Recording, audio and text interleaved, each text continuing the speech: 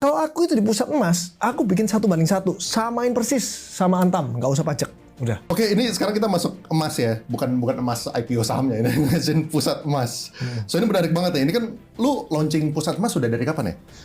Nah, mungkin buat teman-teman yang belum terlalu ngikutin exactly apa pusat emas itu ya, boleh share nggak sih kayak PGI itu apa, lalu pusat emas itu apa? Kayak secara ringkas aja. PGI itu kan pusat gadai Indonesia, jadi orang yang perlu uang, sementara dia menjaminkan barangnya untuk pinjam uang. Jaminannya apa? Bisa handphone, bisa emas. Kita baru terima 1 tahun emas. Nah, kalau pusat emas itu orang yang mau jual, bukan mau pinjem.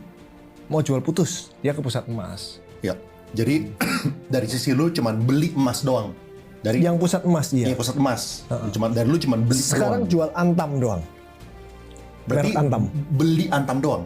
Enggak, Lu beli Antam doang. belinya beli Antam dan perhiasan, tapi kalau gua jual Antam doang. Apa bedanya orang itu jual UBS-nya lah, Antamnya ke lu, sama ke Antamnya langsung gitu, atau ke apa sih, waris iya. sampurna langsung? Ini menarik ini, nggak tahu aku bener atau enggak ya. Kalau orang jual Antam, itu kan bisa di buyback Antam kan, kita ke Antamnya itu kan. Iya, benar. Satu kan ngantri panjang tuh biasanya. Terus kan dia udah jelas tuh buyback Antam tuh setiap hari berubah di websitenya tuh udah jelas berapa.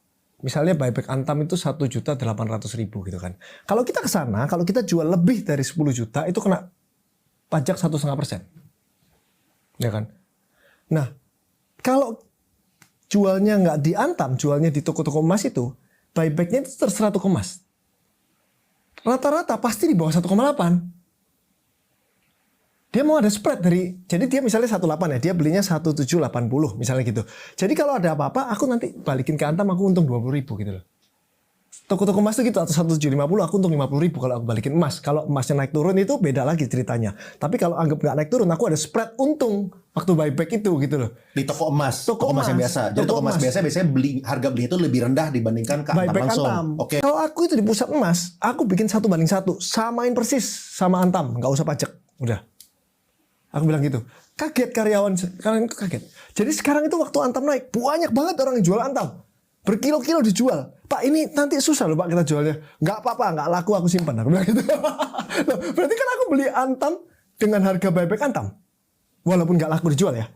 Mana bisa kamu beli Antam dengan harga buyback? Kan nggak mungkin dong. Ngerti nggak? Jadi bisnis pusat emas adalah bisnis buat Andrew DCA emas, tapi DCA itu daily. Dan di harga buyback, menarik banget dong. Iya kan? Investasi emas Antam bisa dapat di harga buyback gitu loh.